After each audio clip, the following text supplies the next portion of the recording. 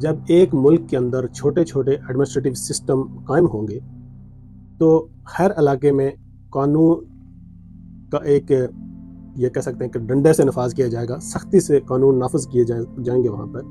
مثال کے طور پر اگر کسی محسوس ویکسین کو لازمی قرار دینا ہو تو مقامی سطح پر ہر فرد کو قانونی دائرے میں لا کر اس پر عمل کروایا جائے گا۔ جیسے کووڈ کے دور میں بہت سارے لوگوں نے آپ نے دیکھا ہوگا کہ بھارت اور پاکستان یا بنگلہ دیش ان علاقوں میں بہت سارے لوگوں نے ویکسین نہیں لی تھی، لیکن اسی کے تناظر میں اگر دیکھا جائے گلف کنٹریز میں، سعودی عرب اور دبئی میں، وہاں پر قانونی طور پر ایسا سسٹم رائج کر دیا گیا تھا کہ ہر ایک انسان کو ویکسین لگوانا ضروری ہے۔ لہٰذا اب جو سسٹم رائج کیا جائے گا اس میں خاص کر اسپیشل بھارت، پاکستان اور بنگلہ دیش، یہ تین ممالک کے خطوں کو اس طرح ایک ایڈمنسٹریٹو سسٹم کے اندر ڈالا جائے گا تاکہ کوئی انسان، کوئی وہاں کا باشندہ ویکسین کے بغیر نہ رہ سکے۔ اور اس ویکسین کے کیا لاجک ہوں گے، کیا بینیفٹس ہوں گے یا نقصانات ہوں گے، یہ وہاں پر رہنے والے سب لوگ واقف ہیں اس سے۔ اب کچھ بات کر لیتے ہیں کلائمیٹ چینج کے حوالے سے۔ ناظرین، میرا خیال ہے کہ قدرتی موسمی تبدیلی ایک سست رفتار عمل ہے۔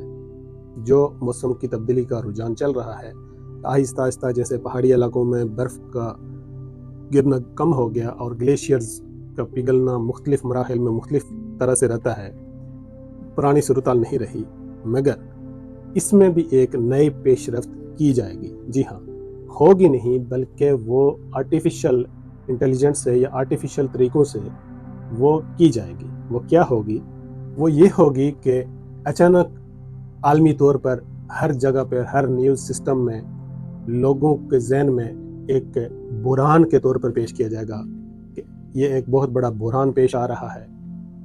اس میں کچھ بھی لاجک رکھا جا سکتا ہے کہ گلیشیئرز کے تیزی سے پگھلنے سے یہ ہو رہا ہے، وہ ہو رہا ہے، ایسی چیزیں لائی جائیں گی۔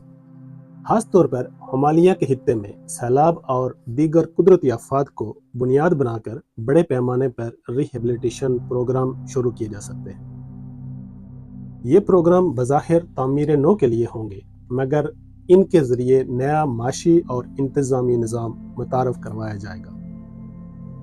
تباہ شدہ علاقوں کی تعمیر نو ایک بڑے بزنس ماڈل میں تبدیل ہو جائے گی، جس میں مقامی کاروباری افراد کے بجائے عالمی سطح کے مخصوص ادارے شامل ہوں گے۔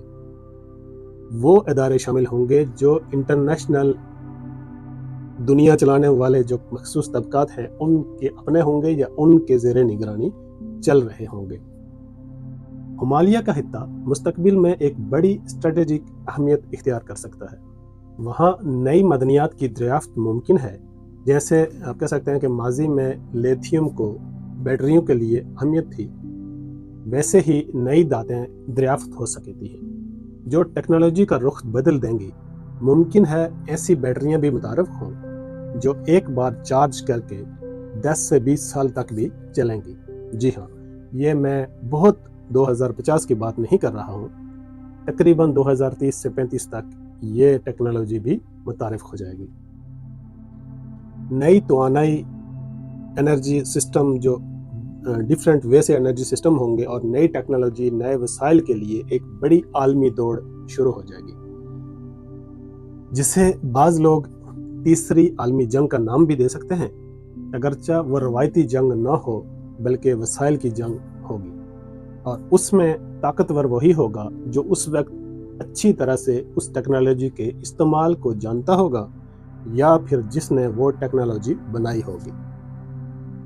خاص طور پر میں کبھی کبھار یہ کہتا رہتا ہوں کہ وہاں کی جو رہنے والی نسل ہے ان کی یہ عادت ہے کہ وہ صرف ایک دوسرے کو کوستے رہتے ہیں کہ پاکستان نے بنگلہ دیش کو یہ کر دیا، بنگلہ دیش نے بھارت کو یہ کر دیا، بھارت نے پاکستان کر لیا۔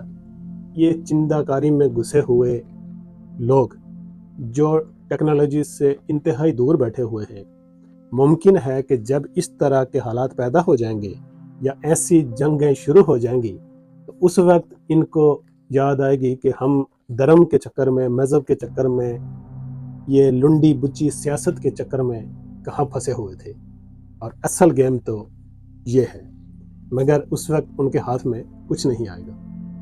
اگر آج آپ خود کو تیار نہیں کریں گے تو کل آپ इसी तरह पीछे रह जाएंगे, जैसे आज बहुत से लोग AI से खौफजदा होकर पीछे रह गए हैं। इसीलिए ज़रूरी है कि आप टेक्नोलॉजी सीखें, डिजिटल दुनिया को समझें और बदलते हुए निज़ाम के मुताबिक खुद को ढालें। अपनी धार्मिक अना से निकलें और कुछ इस तरफ चलें कि वो आपके मुस्तकबिल की ज़मानत हो। आखिर में मैं ये नहीं कहता कि ये सब कुछ लाजमी तौर पर इसी तरह होगा, लेकिन हालात का रुख इसी सिमत इशारा कर रहा है। 2030 कोई बहुत दूर का साल नहीं है। अगले चंद बरसों में हमें वाजिया तब्दीलियां नज़र आनी शुरू हो सकती हैं। अगर आपने मेरी इस सीरीज़ की पिछली वीडियोस देखी हैं तो आप बेहतर अंदाज में समझ सकेंगे कि मैं किस तरफ इशारा कर रहा हूँ। अगर नहीं देखी हैं तो प्लीज़ ज़रूर देखिएगा, क्योंकि ये तमाम हिस्से आपस में जुड़े हुए हैं। अपनी राय भी कमेंट्स बॉक्स में ज़रूर छोड़िएगा, ताकि मैं अगले हिस्सों पर मज़ीद वजाहत के साथ आपसे गुफ्तगू जारी रख सकूँ।